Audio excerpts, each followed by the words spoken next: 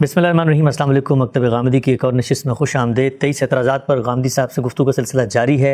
आज उस सिलसिले की 38वीं नशिस्त है, 38th एपिसोड, और एक नए एतराज़ के साथ दोबारा हाज़िर खिदमत है। गामदी साहब, बहुत शुक्रिया आपके वक्त का। हमने बहुत तफसील से आपसे मुख्तलिफ एतराज़ात पर गुफ्तगू के सिलसिले का आगाज़ किया हुआ है। आखिरी एतराज़ इसरा व मेराज का वाक़या था। 4 एक साथ में हमने आपका नुक्ता नज़र जाना।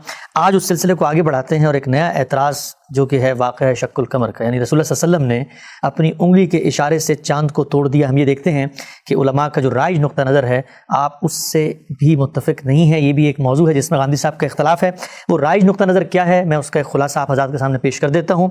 एक मारूफ मुफ़क्किर आलिम उन्होंने लिखा है कि बुखारी शरीफ में, मुस्लिम शरीफ में, मुस्तदरक के हाकिम में, इसी तरह से बाकी मुतअद्दिद साहबा इकराम से ये मरवी है कि नबी करीम सल्लल्लाहु अलैहि वसल्लम की सदाकत के इजहार के लिए मक्की ज़िंदगी में चाँद 2 टुकड़े हुआ। इस तारीख़ी मौज़े के बारे में रिवायात इतनी कसरत से मनकूल हैं कि अल्लामा सुबकी ने उन्हें मुतवातिर का दर्जा दिया है। अबू नईम ने दलाइल में इस वाक़े की तफसील कुछ यूँ नकल की है कि अब्दुल्लाह इब्न अब्बास नकल करते हैं कि रसूलुल्लाह सल्लल्लाहु अलैहि वसल्लम के पास मुशरिकीन का एक ग्रोह आया और उनमें वलीद बिन मुगीरा, अबू जहल, आस बिन वाइल, इसी तरीके से बाकी कुछ और मुशरिकीन भी शामिल थे। उन्होंने रसूलुल्लाह सल्लल्लाहु अलैहि वसल्लम से कहा कि अगर आप वाकई में सच्चे पैगंबर हैं तो अपनी सच्चाई के सबूत में चाँद को 2 टुकड़े करके दिखाएं, इस तरह के एक टुकड़ा पहाड़ी की दूसरी तरफ गिर जाए और हम उसका मुशाहिदा कर लें। नबी करीम सल्लल्लाहु अलैहि वसल्लम ने पूछा कि अगर ऐसा हो गया तो क्या तुम लोग ईमान ले आओगे? तो उन्होंने कहा कि वो रात 14वीं थी और चाँद आसमान पर पूरे आबोताब के साथ चमक रहा था। नबी सल्लल्लाहु अलैहि वसल्लम ने अल्लाह ताला से दुआ की कि या अल्लाह इन मुशरिकों का सवाल पूरा फरमा दे। फिर आप सल्लल्लाहु अलैहि वसल्लम ने अपनी उंगली के इशारे से चाँद को 2 टुकड़े कर दिया।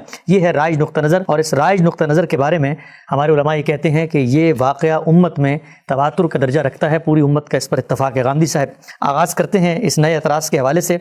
सबसे पहला बुनियादी सवाल हमने इसरा व मेराज के वाक़े में भी आपके सामने रखा था। ये क्या वजह है कि हम ये देखते हैं कि जहाँ पर उम्मत का एक मजमूई राइज नुक्ता नज़र आपके सामने आता है और उसमें एक रसूलुल्लाह की एजाज़ी शान नुमाया होती है, आपका मौज़ा है, उंगली का इशारा, आपकी ताकत, कुदरत, अल्लाह के सच्चे रसूल हैं, लेकिन आप भी बाकी मामलात में तो इख्तलाफ करते हैं। इस छोटे से मामले में भी इख्तलाफ कर दिया। चाँद अगर रसूलुल्लाह ने अपनी उंगली के इशारे से तोड़ दिया तो हमारे मुसलमानों के लिए तो एक अच्छी बात है, एजाज़ का नमूना है, दुनिया को बताएंगे मौज़ा हुआ था। इस मामले में इख्तलाफ क्यों पैदा कर लिया आपने?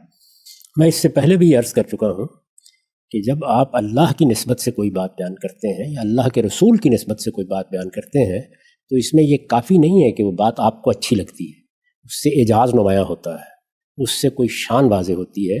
सबसे पहले ये मेरी आपकी हर शख्स की ज़िम्मेदारी है कि उसकी दयानतदाराना तहकीक करे, यानी वो बात कहाँ बयान हुई है, क्या कुरान मजीद में बयान हुई है, क्या रिसालत में आप सल्लल्लाहु अलैहि वसल्लम की निस्बत से जो रवायात हैं उनमें बयान हुई है तो उन रवायात की हैसियत क्या है, उनमें से कितनी सही के दर्जे की हैं, कितनी हसन के दर्जे की हैं, उनमें कौन सी रवायत काबिल कबूल हो सकती है, कौन सी काबिल कबूल नहीं हो सकती।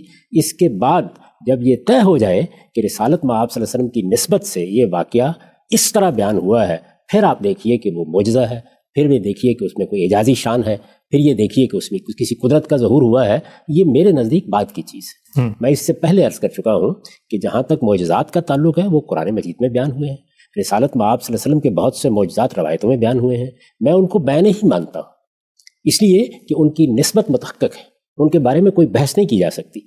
इसी तरीके से इसरा व मेराज का वाक़या था, तो मैंने आपको ये बताया कि उसमें कुरान क्या कहता है, उसमें सही रवायात क्या कहती हैं, उसमें बड़े बड़े मुहद्दिसीन ने क्या कहा है। हमारे यहाँ आम मिजाज ये है कि जब कोई चीज़ जैसे कि आपने बयान किया शान को वाज़े करती है, फजीलत को वाज़े करती है, बरतरी को वाज़े करती है, तो हम उसकी तहकीक करना पसंद नहीं करते। इस मामले में यानी शक्के कमर के मामले में मेरा नुक्ता नज़र क्या है, सबसे पहले आपकी खिदमत में अर्ज़ करता हूँ कि मैं इसमें मुतफर्रिद नहीं, मेरी कोई अलग राय नहीं है। इसमें मुहक्किक उलमा का एक नुक्ता नज़र रहा है, मैं उस नुक्ता नज़र को सही समझता हूँ। मुझसे पहले 2 जलीलुल कद्र अहले इल्म ने ये नुक्ता नज़र अपनी तफसीरों में बयान कर दिया। ठीक, यानी मेरे जलीलुल कद्र उस्ताद इमाम अमीन हसन इस्लाही ने इसको अपनी तफसीर तदब्बुर कुरान में बयान किया है, और उनसे पहले दौरे हाजिर के जलीलुल कद्र दाई मौलाना सैयद अबरुल्लाह साहिब मौदूदी ने इसको तफहीमुल कुरान में बयान किया है। ठीक, तफहीमुल कुरान में मौलाना सैयद अबरुल्लाह साहिब मौदूदी ने इस बाब की तमाम चीज़ों को मौजू बनाया है और नहायत खूबी के साथ पूरे मवाद का तज्जिया करके ये बता दिया है कि नौइयत क्या है, रवायात में क्या बात बयान हुई है, इसको देखना कैसे चाहिए, इस पर क्या एतराज़ात होते हैं, इसमें जो मुख्तलिफ ताबीरें इख्तियार की गई हैं उनमें कितना वज़न है, इन तमाम चीज़ों का बहुत उम्दा तज्जिया कर दिया। ठीक, मैं उनके हरफ से इस मामले में इत्तेफाक करता हूँ। अच्छा, इसलिए पहले तो ये समझ लें कि ये बात ही दुरुस्त नहीं है कि मैं इसमें मुतफर्रिद हूँ, मेरी कोई अलग राय है, इस तरह बिल्कुल नहीं है। यानी मुहक्किक उलमा में 2 नुक्ता है नज़र रहे हैं। ان میں سے ایک نقطہ نظر کو میں درست سمجھتا ہوں، وہ زیادہ صحت کے ساتھ ثابت ہے، اس کے دلائل بہت قوی ہیں، جتنا مواد ہے وہ اس کی تائید کرتا ہے، اور جیسے کہ میں نے عرض کیا اس کو ان دو جلیل القدر علماء نے اپنی اردو تفسیروں میں بہت وضاحت کے ساتھ بیان کر دیا ہے۔ ٹھیک، میں اس میں ایک حرف کا اضافہ بھی نہیں کر رہا، میں اس میں ایک حرف کی کمی بھی نہیں کر رہا۔ ٹھیک، تو اس معاملے میں میرا موقف یہ ہے۔ ٹھیک، اچھا ہم سے بھی بتائیے گا کہ ایک میں شروع میں مفروضہ آپ کے سامنے رکھ کے پوری تفصیل سے آپ کی بات بھی سمجھیں گے، علماء کے اعتراض بھی رکھیں گے، قرآن کی بنیاد پہ، حدیث کی بنیاد پہ، عقل کی بنیاد پہ جو چیزیں ہیں۔ میں شروع میں جاننا چاہتا ہوں، ہم نے گزشتہ دنوں آپ سے ایک چھوٹا سا سوال کیا تھا اسی شق قمر کے بارے میں، اور وہ شیئر ہوا تو اس پہ سینکڑوں کی تعداد میں لوگوں کے کمنٹس آئے۔ جو بنیادی لوگوں کو ایک خلجان ہے، ابہام ہے، تردد ہے، وہ چاہتے ہیں ذرا اس کی آپ وضاحت کیجیے گا کہ اگر آپ کے نزدیک آپ کو اطمینان ہو جائے اس بات پہ، قرآن کی روشنی میں، حدیث کی روشنی میں، جو آپ کے اطمینان کے ذرائع ہیں، اور اس سے یہ ثابت ہو کہ رسول اللہ نے اشارہ کیا تھا اور چاند 2 ٹکڑوں میں ٹوٹ گیا، تب آپ کو اس واقعے کو ماننے میں کوئی تردد تو نہیں ہوگا؟ میں اس سے پہلے بھی عرض کر چکا، اسراء و معراج پر گفتگو کرتے ہوئے عرض کر چکا کہ مجھے تردد ہونے کی وجہ کیا ہے۔ میں اس پروردگار کو مانتا ہوں جو قادر مطلق ہے، جس نے محمد رسول اللہ کو آخری پیغمبر کی حیثیت سے بھیجا۔ میں یہ مانتا ہوں کہ وہ آسمان سے ان کے ساتھ بات کرتا تھا، میں یہ مانتا ہوں کہ ان کے پاس جبریل امین آتے تھے۔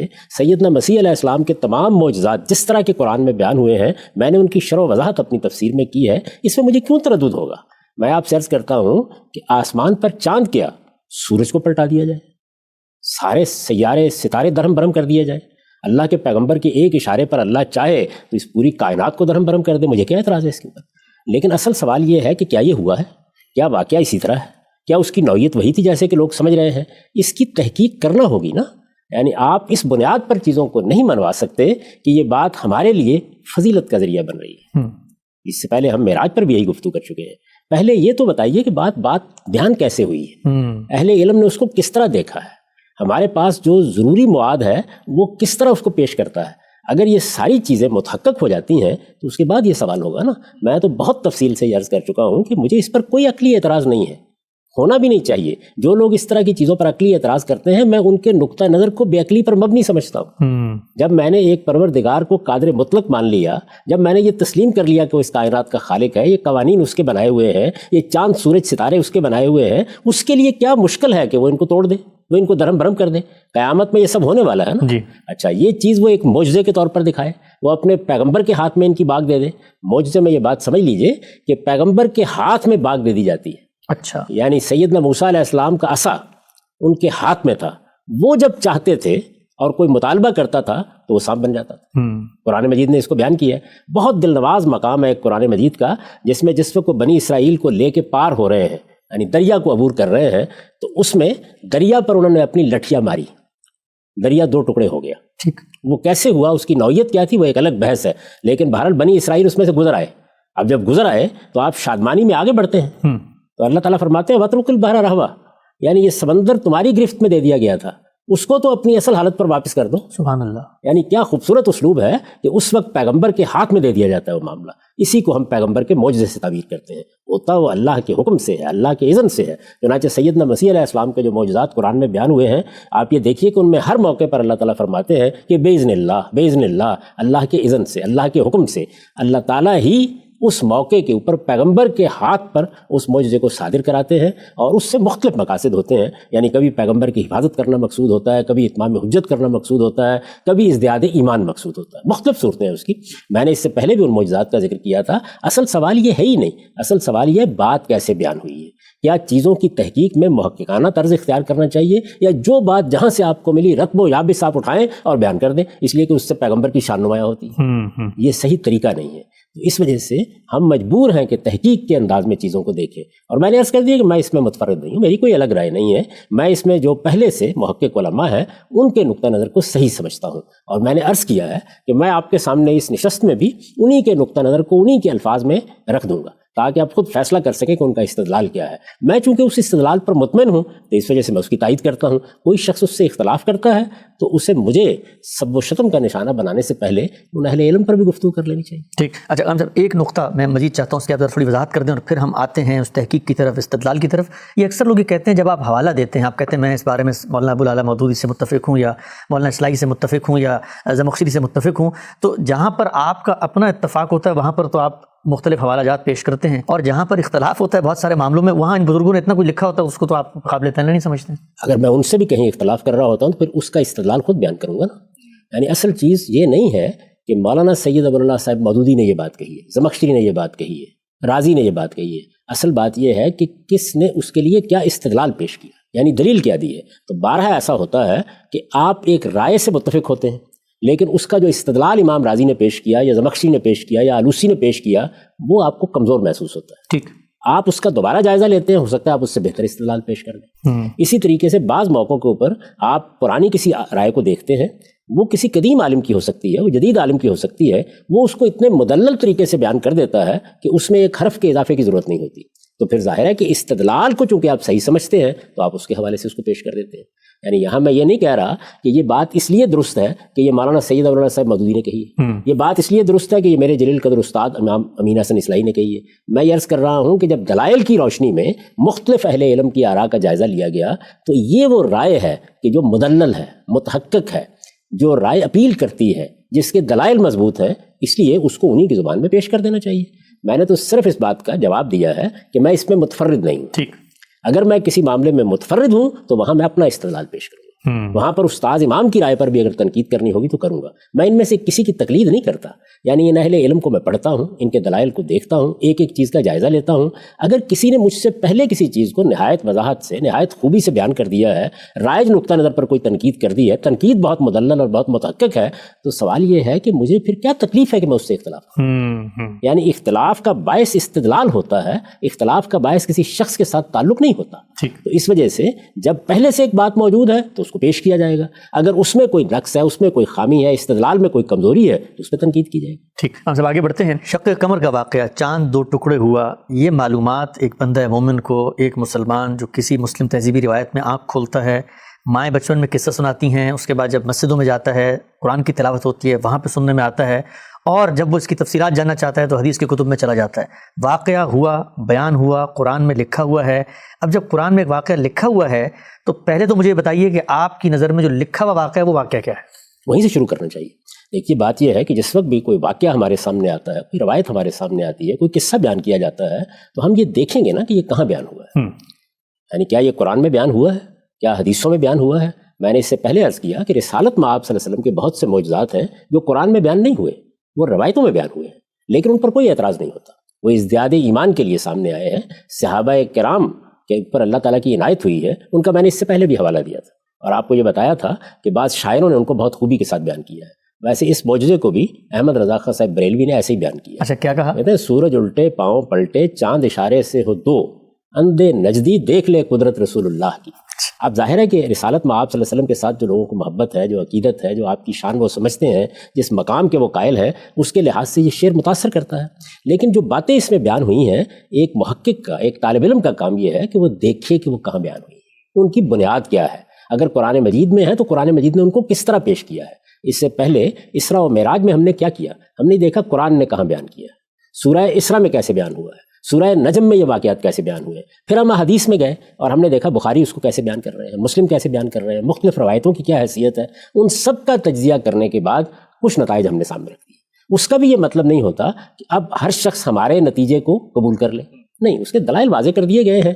آپ چاہیں تو ان دلائل پہ تنقید کریں، آپ چاہیں دوسری رائے قائم کریں۔ ہمیں اصل میں جس چیز کی لوگوں کو تربیت دینی چاہیے وہ یہ ہے کہ وہ علمی چیزوں کو علمی طریقے سے دیکھنا سیکھیں۔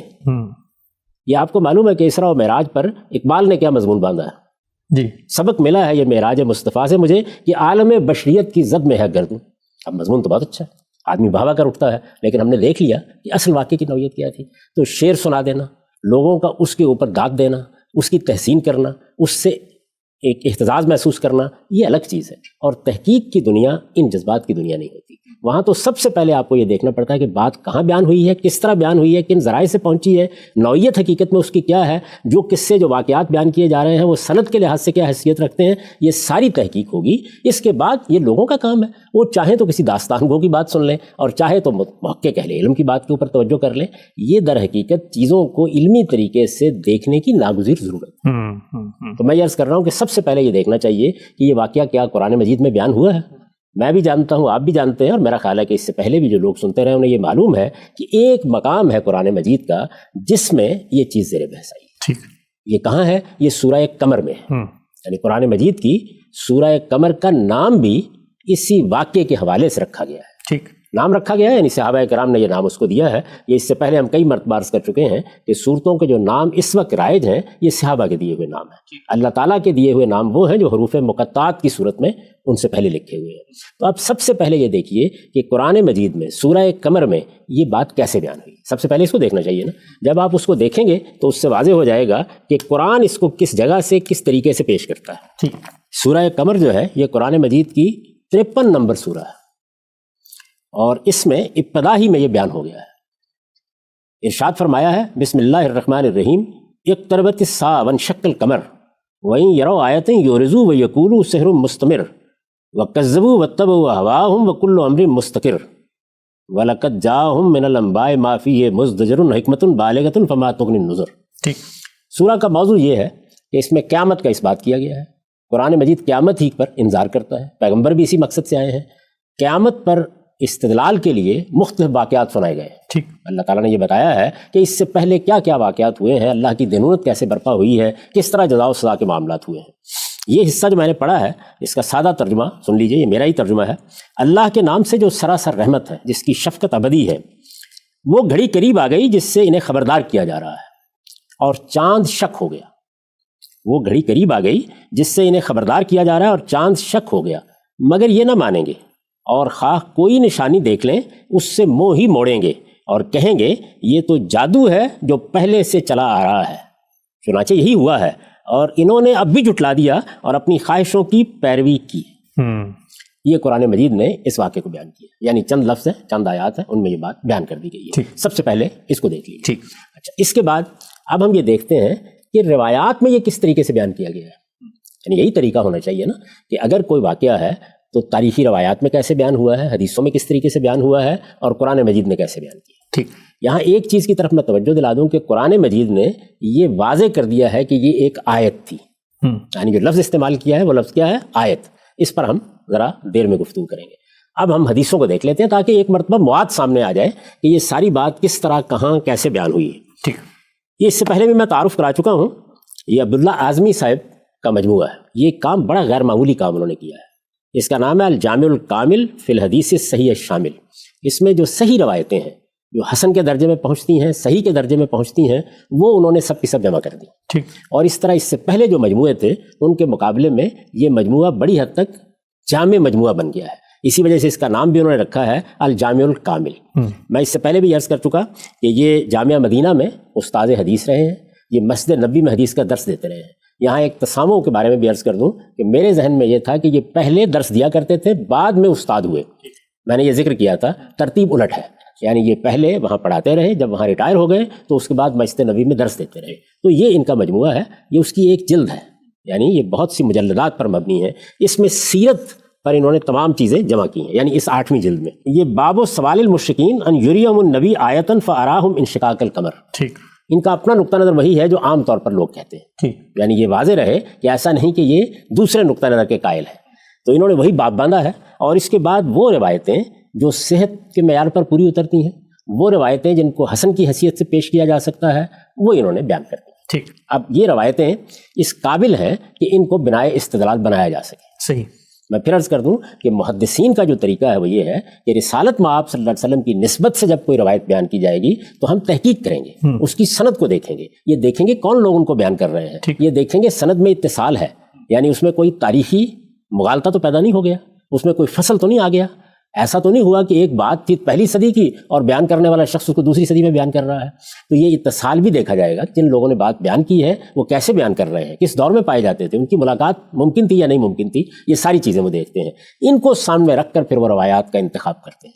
تو جو روایات انہوں نے منتخب کی ہیں وہ میں ساری کی ساری آپ کے سامنے رکھ دیتا ہوں. ٹھیک. یہ کہتے ہیں کہ پہلی روایت عبداللہ بن مسعود رضی اللہ عنہ کی. ان عبداللہ بن مسعود قال ان شق القمر علی عہد رسول اللہ شقین فقال النبی صلی اللہ علیہ وسلم اشہدوا. یہ رسالت مآب صلی اللہ علیہ وسلم کے زمانے میں یعنی عہد رسالت میں چاند 2 ٹکڑے ہو گیا. حضور نے فرمایا گواہ رہو.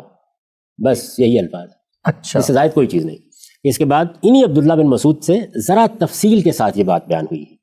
وہ یہ ہے کہ عبداللہ ابن مسعود قال ان شق القمر ونحن بمکہ فقال کفار قریش من اہل مکہ ھذا سحر سحرنا به ابن ابی کبشہ. عبداللہ بن مسعود کی روایت ہے، وہ کہتے ہیں کہ چاند ٹوٹ گیا اور ہم اس زمانے میں مکے میں تھے. چاند ٹوٹ گیا، چاند پھٹ گیا اور ہم اس زمانے میں مکے میں تھے. قریش کے منکرین نے، اہل مکہ میں سے قریش کے منکرین نے یہ کہا کہ یہ جادو ہے جو ابن ابی کبشہ نے ہم پر کر دیا ہے. ٹھیک. حاضر سحر سہرانہ بھی ابن ابی کبشہ. ابن ابی کبشہ کے بارے میں وضاحت کر دوں، لوگوں کو کوئی غلط فہمی نہ ہو اس میں. یہ مشرکین عرب رسالت مآب صلی اللہ علیہ وسلم کے لیے استعمال کرتے ہیں. اچھا. یعنی رسول اللہ صلی اللہ علیہ وسلم کا نام احمد ہے، لقب محمد ہے، کنیت ابو القاسم ہے. عربوں کے ہاں کنیت رکھی جاتی ہے. تو قریش کے بارے میں یہ بتایا جاتا ہے کہ وہ آپ کو ابن ابی کبشہ کہتے تھے. اس کی وجہ کیا ہے، سبب کیا ہے؟ میں جہاں تک تحقیق کر سکا ہوں، رسالت مآب صلی اللہ علیہ وسلم کے جو ننہال کے جد ہیں وہب بن عبد مناف، یہ حقیقت میں ان کی کنیت تھی. اچھا. تو ان کی نسبت سے وہ یہ بات کہتے تھے. تاہم اہل علم اس کے دو اور وجوہ بھی بیان کرتے ہیں. ان میں سے ایک یہ ہے کہ یہ آپ کے رضائی والد کا نام تھا. اچھا. اور دوسری یہ ہے کہ خزاعہ کا کوئی شخص تھا جس کا نام یہی تھا، وہ بھی لوگوں کو بتوں کی عبادت سے روکا کرتا تھا. تو قریش نے اس مناسبت سے آپ کو کہنا شروع کر دیا. بعض جگہوں پر یہ نام آئے گا. بہرحال یہ رسالت مآب صلی اللہ علیہ وسلم کا وہ نام نہیں ہے یا وہ کنیت نہیں ہے جس سے ہم واقف ہیں. میں نے عرض کر دیا کہ آپ کا پورا نام ہے ابو القاسم محمد احمد. ٹھیک. تو یہ بیان کرتے ہیں کہ جب یہ دیکھا قریش کے کفار نے، قریش کے منکرین نے، یہ چاند ٹوٹ گیا ہے، تو انہوں نے کہا یہ جادو ہے، ابن ابی کبشہ نے ہم پر یہ جادو کر دیا ہے. فانظروا الی السفار یاتونکم، ذرا انتظار کرو، آخر باہر سے مسافر بھی تو آئیں گے.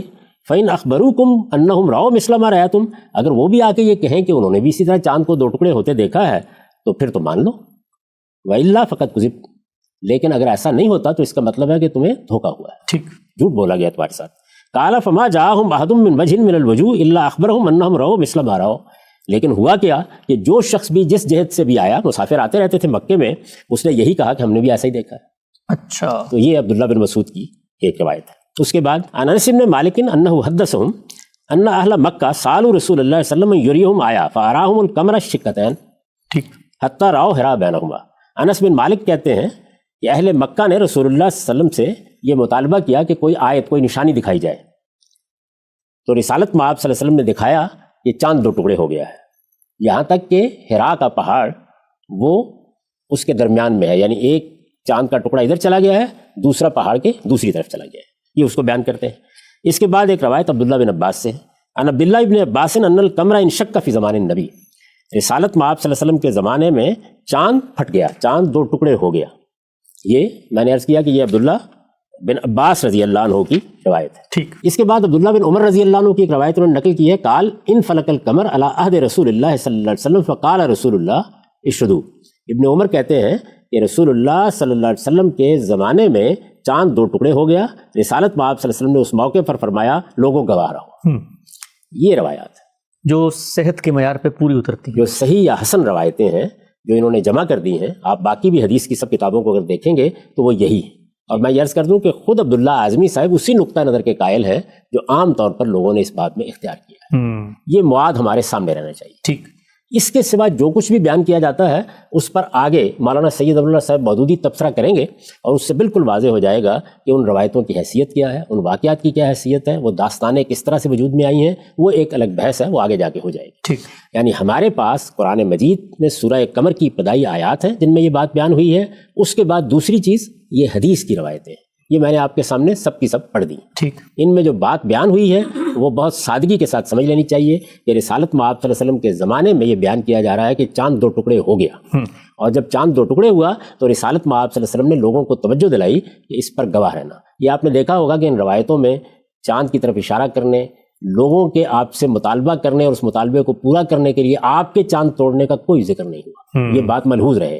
یعنی جو بات بیان ہوئی ہے وہ اتنی ہی بات ہے. اس کی نوعیت کیا ہے اس پر ہم آگے چل کے گفتگو کریں گے. یہ ضروری ہوتا ہے کہ سب سے پہلے یہ جان لیا جائے کہ اصل میں بات ہے کیا. انیشیٹو یہ وہاں کیسے بیان ہوئی ہے؟ ظاہر ہے کہ جب قرآن میں بات بیان ہوگی تو قرآن کی آیات دیکھی جائیں گی، جب حدیث میں بات بیان ہوگی تو احادیث دیکھی جائیں گی. اور احادیث کو دیکھتے وقت سب سے پہلے یہ کیا جائے گا کہ محدثین کے طریقے کے اوپر ان کی تحقیق کی جائے. یہ معلوم کیا جائے ان میں کون سی روایتیں محض داستان ہیں، کون سی قصہ گویوں نے گھڑ دی ہیں، کون سی ضعیف روایتیں ہیں، کون سی روایتیں حسن کے درجے کی ہیں، کون سی صحیح کے درجے کی ہیں. تو میں نے آپ سے عرض کیا کہ یہاں میں نے اپنی کوئی تحقیق بیان نہیں کی، بلکہ ایک جلیل القدر عالم نے اس زمانے میں جو کام کیا ہے، اور وہ میرا نقطہ نظر نہیں رکھتے. یہ بڑا غیر معمولی کام ہے. اس کام کو سب لوگ تحسین کی نظر سے دیکھ رہے ہیں. انہوں نے اس میں جو روایتیں ہیں وہ جمع کر دی ہیں, وہ میں نے آپ کے سامنے پڑھ دی ہیں, ان کا میں نے سادہ ترجمہ کر دیا. ٹھیک, مواد سامنے آ گیا. اگر یہ سامنے آ گیا تو اب ہم دیکھتے ہیں کہ ہمارے دونوں جلیل القدر اہل علم اس کو کس نظر سے دیکھ رہے ہیں, کیسے اس کو پیش کر رہے ہیں. اگر اس سے پہلے کوئی سوال ہے تو آپ کر لیجئے, ورنہ میں آپ کے سامنے ان کی تحقیقات رکھ دیتا ہوں. پہلے عرض کر چکا ہوں کہ میں اس میں متفرد نہیں ہوں. میرے نزدیک جو کچھ انہوں نے لکھ دیا ہے, نہ اس میں ایک حرف کے اضافے کی ضرورت ہے, نہ ایک حرف کی کمی کی ضرورت. ٹھیک ہو گیا صاحب. یہ وہ مواد ہے قرآن مجید میں واقعہ ذکر ہوا, بیان ہوا, اللہ نے اس کو آیت قرار دیا. روایتیں جو تھیں وہ آپ نے تمام کی تمام پڑھ کے بتا دیں. اس میں بھی اسی واقعے کو ریفر کیا گیا. رسول اللہ صلی اللہ علیہ وسلم نے لوگوں کو یہ کہا ہے کہ اس کو دیکھو اور لوگوں کو اس پر گواہ بنایا ہے. آگے بڑھتے ہیں. بہت بنیادی سوال, تحقیق کا معاملہ, واقعے کا انالیسس. جب قرآن نے اس واقعے کے بارے میں یہ کہا کہ یہ آیت ہے, نشانی ہے, تو ہم تو عام طور پر جب یہ سنتے ہیں کہ اللہ تعالیٰ نے نشانیاں دکھائی ہیں تو وہ معجزات کی طرف ہی ذہن جاتا ہے. مجھے بتائیے گا کہ یہاں پر یہ جو لفظ آیت آیا ہے, اس سے کیا مراد ہے, اور قرآن مجید کیا اس کو کسی معجزے کی طرح ریفر بھی کر رہا ہے؟ یہ بات تو بہت واضح ہو گئی کہ قرآن اس کو آیت کہہ رہا ہے. ٹھیک, اسی کا حوالہ آپ نے دیا ہے. ٹھیک. اب یہ سوال پیدا ہوتا ہے کہ آیت کا لفظ قرآن مجید کن کن پہلوؤں سے استعمال کرتا ہے. اگر آپ قرآن مجید میں مختلف جگہوں پر دیکھیں کہ یہ لفظ کن مفاہیم میں استعمال ہوا ہے, کن پہلوؤں سے استعمال ہوا ہے, تو 4 بنیادی چیزیں آپ کے سامنے آئیں گی. صحیح. پہلی چیز جس سے ہر شخص واقف ہے, عارف و عامی کو معلوم ہے کہ قرآن مجید میں صورتیں آیات کا مجموعہ ہے. چنانچہ فواصل کے لحاظ سے قرآن مجید میں جو جملے ہیں یا جملوں کے مجموعے ہیں ان کو ہم آیت کہتے ہیں. ٹھیک. اس بات سے آپ بھی واقف ہیں, میں بھی واقف ہوں, ہر شخص واقف. ان کو آیت کیوں کہا جاتا ہے؟ یعنی یہ قرآن مجید ہے, اس کے جملے ہیں, کیوں آیت کہا جاتا ہے؟ یہ گویا اللہ کی معرفت کی نشانی ہے. یہ کلام آسمان سے نازل ہوا ہے. اس کو جب آپ پڑھتے ہیں تو اس سے آپ اللہ تعالیٰ کی صفات کو جانتے ہیں, اللہ تعالیٰ کے سنن کو جانتے ہیں, اللہ تعالیٰ انسانوں کے ساتھ کیسے معاملہ کرتا ہے اس سے واقف ہوتے ہیں. اور چونکہ یہ اللہ کا کلام ہے, اپنی ذات میں معجزہ ہے, اس کلام کے اندر اللہ تعالیٰ کی اس صفت کا ظہور ہوا ہے کہ جو گویا پکار کر بتا رہی ہے کہ یہ کسی بشر کا کلام نہیں ہو سکتا. تو اس کے ایک ایک جملے یا جملوں کے مجموعے کو اس کے فواصل کے لحاظ سے آیت کہا جاتا ہے. یہ آیت کا ایک استعمال ہوا. اس کے بعد اللہ تعالیٰ نے یہ دنیا بنائی ہے, یہ کائنات ہمارے سامنے ہے, میرا وجود ہے, آپ کا وجود ہے, بہت سی مخلوقات ہیں, ان میں سے بھی ہر چیز اللہ کی آیت ہے. یعنی اسی معنی میں کہ ان کو جب ہم دیکھتے ہیں تو گویا یہاں سے بھی ہمیں رہنمائی ملتی ہے. ٹھیک. یہاں پر بھی نشان ملتا ہے. آیت کا مطلب کیا ہے؟ نشانی. یعنی یہ چیز وہاں تک پہنچاتی ہے. ٹھیک. وہ جو غالب نے کہا ہے نا کہ کہہ دیتی ہے شوخی نقش پاکی ابھی اس راہ سے کوئی گیا ہے. تو ہم جب قرآن مجید کی آیات کو پڑھتے ہیں تو اس میں بھی یہ رہنمائی ملتی ہے, یہ نشان ملتا ہے. اور جب ہم خود کائنات کو دیکھتے ہیں, سورج کو دیکھتے ہیں, چاند کو دیکھتے ہیں, گرہن کو دیکھتے ہیں, دنیا میں آنے والے تغیرات کو دیکھتے ہیں, تو یہ اللہ کی قدرت, اللہ تعالیٰ کی حکمت, اللہ تعالیٰ کے علم کی نشانیاں ہیں جو ہمارے سامنے ہیں. گویا نشان دیتی ہیں, پتہ دیتی ہیں, وہاں تک پہنچاتی ہیں, ہر ورق دفتریست معرفت کردگار.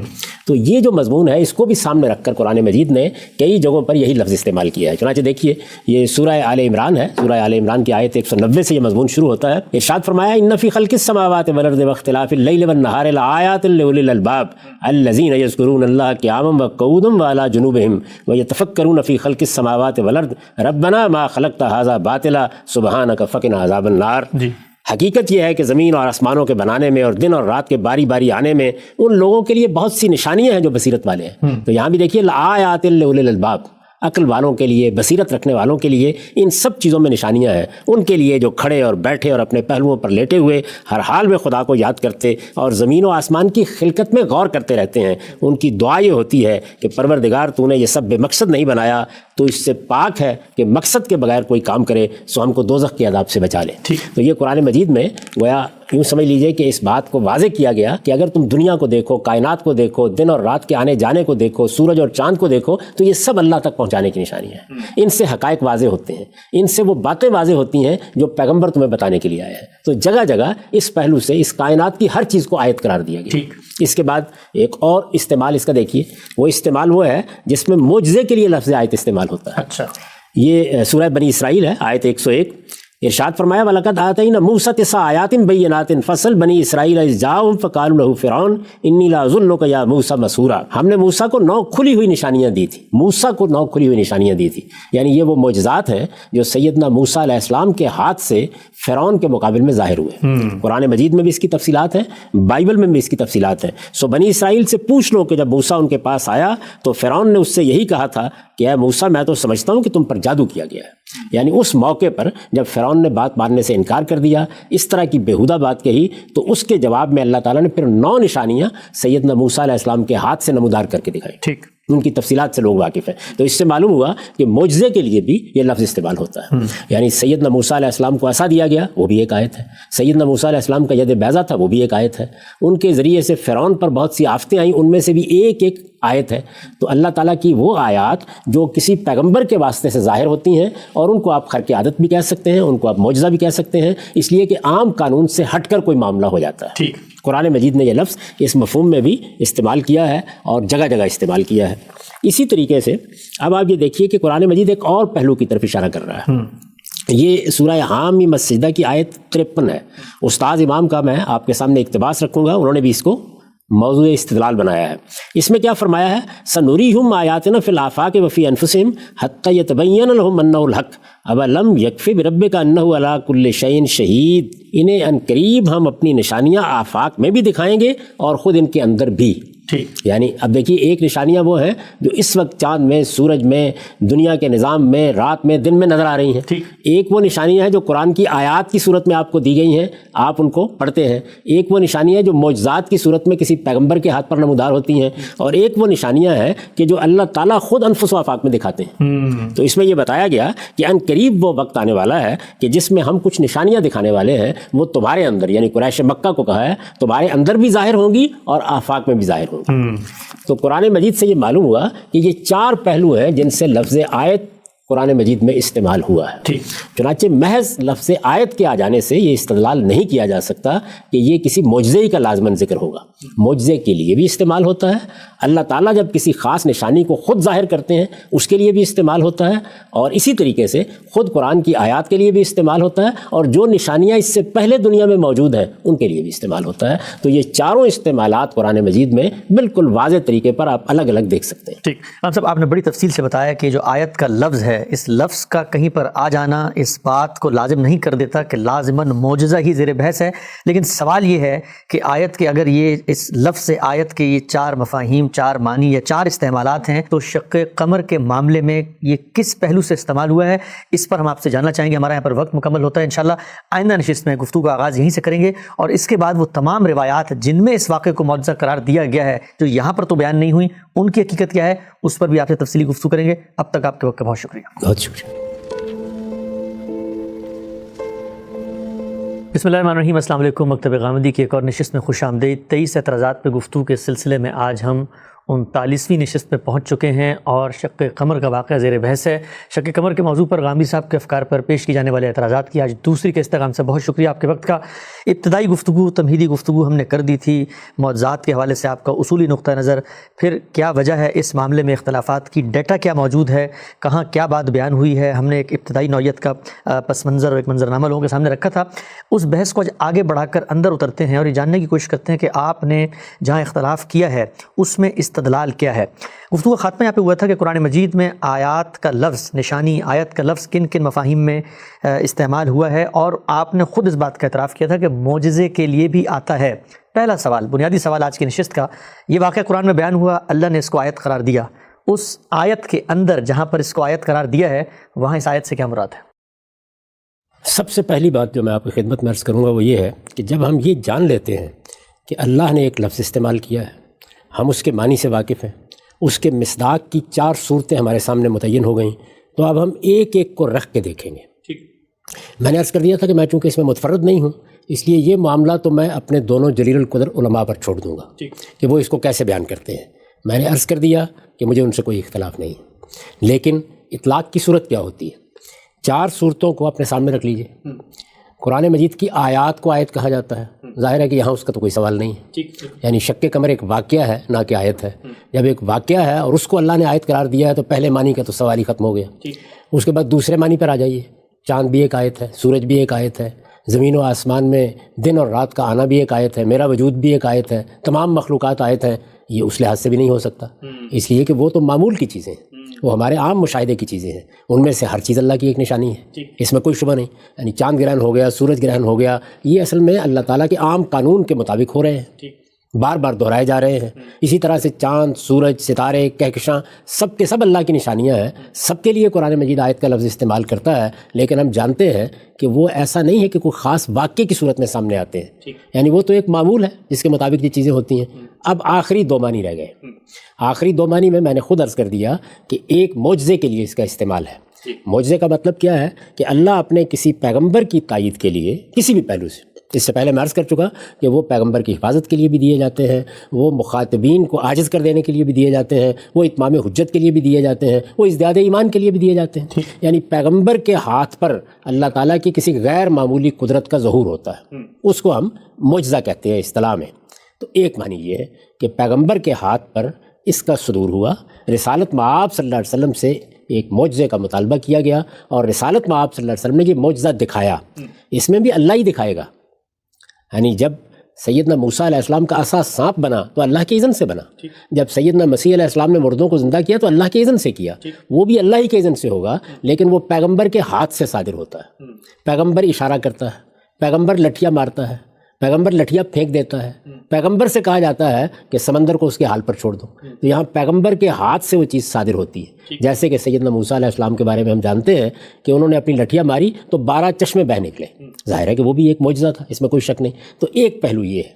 ایک دوسرا پہلو جو ہم نے اس سے پہلے دیکھا وہ یہ ہے کہ خود اللہ تعالیٰ اپنی طرف سے کوئی غیر معمولی معاملہ کرتے ہیں. یعنی وہ پیغمبر کے ہاتھ سے نہیں ہوتا، اللہ تعالیٰ کی طرف سے ہوتا. ٹھیک ہوتا وہ بھی ایک معجزہ ہی ہے. وہ بھی عام قانون کی چیز نہیں ہوتی، عام حالات کی چیز نہیں ہوتی، لیکن اصطلاح میں اس کو معجزہ نہیں کہا جاتا. اس لیے کہ وہ اللہ کی طرف سے ایک نشانی، ایک غیر معمولی صورتحال ظاہر ہوتی ہے جس میں عام قوانین سے ہٹ کے کوئی معاملہ ہوتا ہے. اللہ تعالیٰ نے بنی اسرائیل کے لیے من و سلوہ اتار دیا. یہاں معاملہ پیغمبر کے ہاتھ سے نہیں ہوا، لیکن من و سلوہ کا اترنا یہ ظاہر ہے غیر معمولی چیز ہے. یہ عام حالات کی چیز نہیں ہے. یہ چاند نہیں ہے، سورج نہیں ہے، بادل نہیں ہے، آسمان نہیں ہے، کوئی برسنے کی کیفیت نہیں ہے، کوئی اولے نہیں ہے، کوئی برف باری نہیں ہے، بلکہ اللہ تعالیٰ کی طرف سے ایک خاص غذا کے اتارے جانے کا معاملہ ہے. تو غیر معمولی ہے بالکل، لیکن یہ اللہ نے براہ راست کیا اور ایسے ہی کیا. اللہ تعالیٰ نے بدلیوں کا سایہ کر دیا.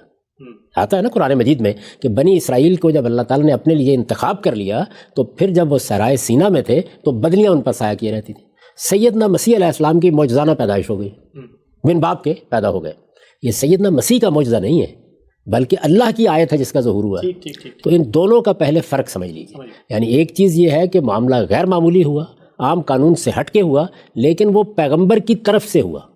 یعنی پیغمبر کو یہ کہا گیا یا پیغمبر نے یہ کہا کہ یہ میں کر رہا ہوں اللہ کے اذن سے، اللہ کی عنایت سے، لیکن وہ پیغمبر کے واسطے سے صادر ہوتا ہے. ٹھیک. میں نے اس کی تعبیر کی تھی، آپ کو یاد ہوگا کہ گویا وہ معاملہ اس وقت پیغمبر کے ہاتھ میں دے دیا جاتا ہے. یہاں تک کہ اللہ تعالیٰ بھی پیغمبر سے بہت دل نواز اسلوب میں خطاب کر کے کہتے ہیں کہ یہ سمندر جس کو پھاڑ دیا تھا اس کو پہلے برابر تو کر لیجئے. وَتْرُكِ الْبَحْرَ رَهْوًا، یعنی لٹھیا مار کے اس کو برابر کیجئے، اس لیے کہ یہ آپ کے ذریعے سے ہوا ہے.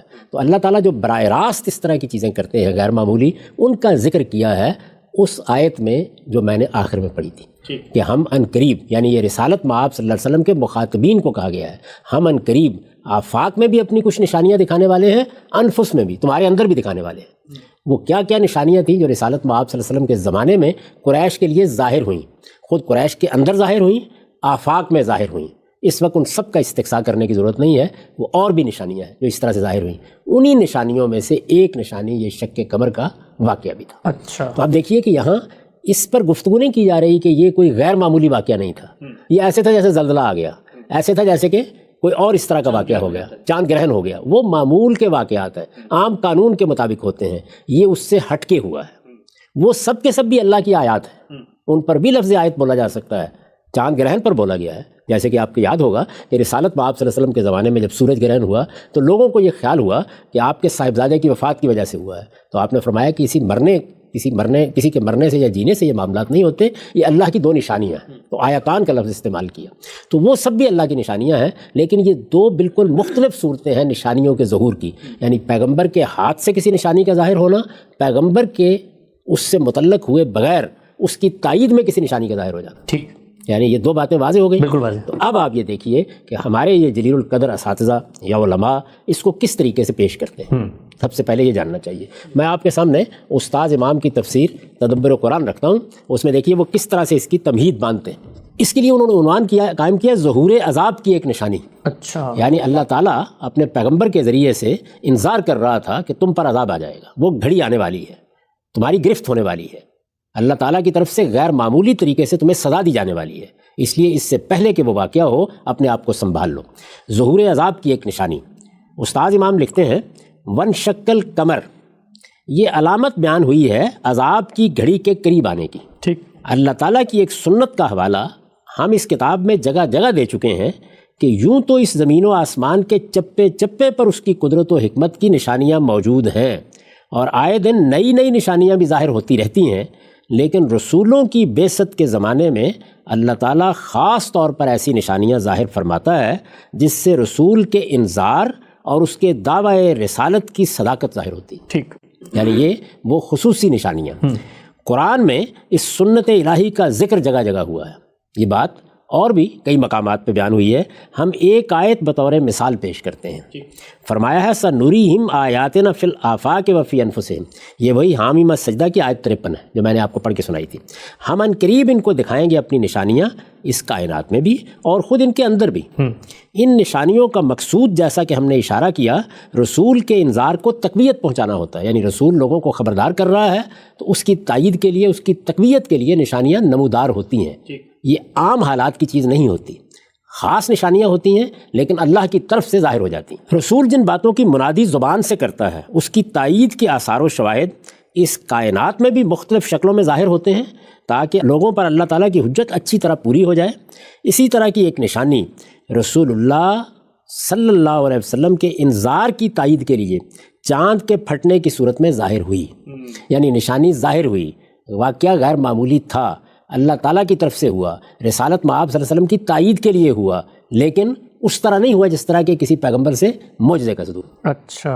یعنی معجزے کی نوعیتیں میں نے واضح کر دی نا. پیغمبر کو دے دیا گیا، وہ اس کو ظاہر کرتا ہے، اللہ تعالیٰ کی طرف سے خود ایک غیر معمولی چیز واقع ہو جاتی ہے.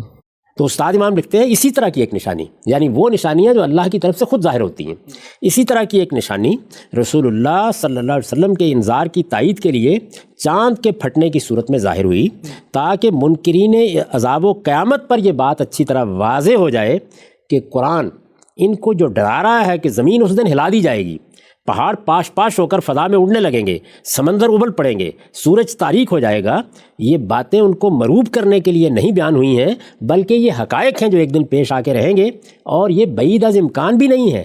ان کے شواہد کسی نہ کسی شکل میں اس دنیا میں بھی سامنے آتے رہتے ہیں. اس طرح کی نشانیوں کے لیے اب مزید سنیے، اس طرح کی نشانیوں کے لیے یہ ضروری نہیں ہے کہ رسول ان کو اپنے معجزے کے طور پر پیش کریں، بلکہ ان کا ظہور کسی اعلان و تحدی کے بغیر بھی ہو سکتا ہے. یعنی نہ اعلان ہوا نہ کوئی چیلنج دیا گیا، خود بخود ایک نشانی ظاہر ہو گئی. یہ بھی ضروری نہیں ہے کہ کفار نے بعین ہی اسی نشانی کا مطالبہ کیا ہو جو ظاہر ہوئی، بلکہ ان کی طرف سے کسی مطالبے کے بغیر محض اس لیے بھی ان کا ظہور ہوتا ہے کہ کفار کے پیش کردہ شبہات کا ان کو جواب مل جائے. یعنی جس طرح سے دلائل دیے جاتے ہیں، جس طرح سے استنباط کی صورتیں پیش کی جاتی ہیں، جس طریقے سے اس دنیا کی کائنات کی نشانیوں کی طرف توجہ دلائی جاتی ہے، تو یہ بھی گویا شبہات کے ازالے کے لیے ایک غیر معمولی چیز ظاہر ہو جاتی ہے.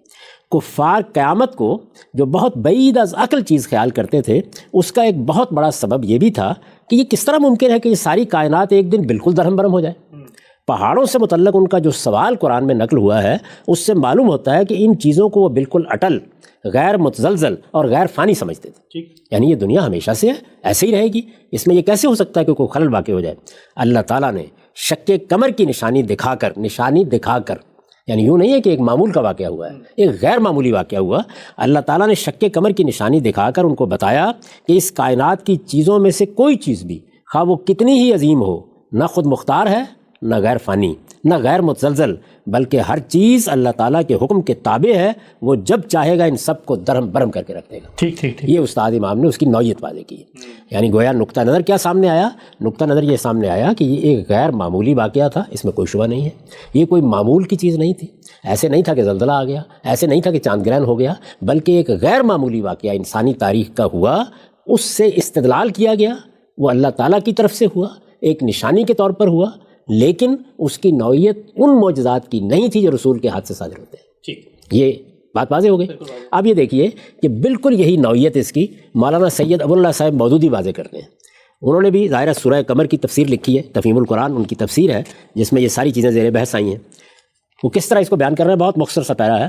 یعنی چاند کا پھٹ جانا اس بات کی علامت ہے کہ وہ قیامت کی گھڑی جس کے آنے کی تم لوگوں کو خبر دی جا رہی تھی قریب آ لگی ہے، اور نظام عالم کے درہم برہم ہونے کا آغاز ہو گیا ہے. نیز یہ واقعہ کہ چاند جیسا ایک عظیم کرہ شک ہو کر 2 ٹکڑے ہو گیا، اس امر کا کھلا ثبوت ہے کہ جس قیامت کا تم سے ذکر کیا جا رہا ہے وہ برپا ہو سکتی ہے. ظاہر ہے کہ جب چاند پھٹ سکتا ہے تو زمین بھی پھٹ سکتی ہے، تاروں اور سیاروں کے مدار بھی بدل سکتے ہیں، اور افلاک کا یہ سارا نظام درہم برہم ہو سکتا ہے. اس میں کوئی چیز ازلی و ابدی اور دائم و مستقل نہیں ہے کہ قیامت برپا نہ ہو سکے. گویا قیامت کے وقوع پر استدلال کے لیے یہ ایک غیر معمولی نشانی ظاہر ہوئی. یہی مولانا سید اللہ صاحب مودودی نے بیان کیا، یہی استاد امام نے بیان کیا ہے. تو اب بات کی نوعیت کیا ہوئی کہ ایک واقعہ ہے جو ہوا، غیر معمولی واقعہ ہے جو ہوا، معجزانہ واقعہ ہے جو ہوا، عام حالات کی چیز نہیں ہے، لیکن کس اصول پر ہوا؟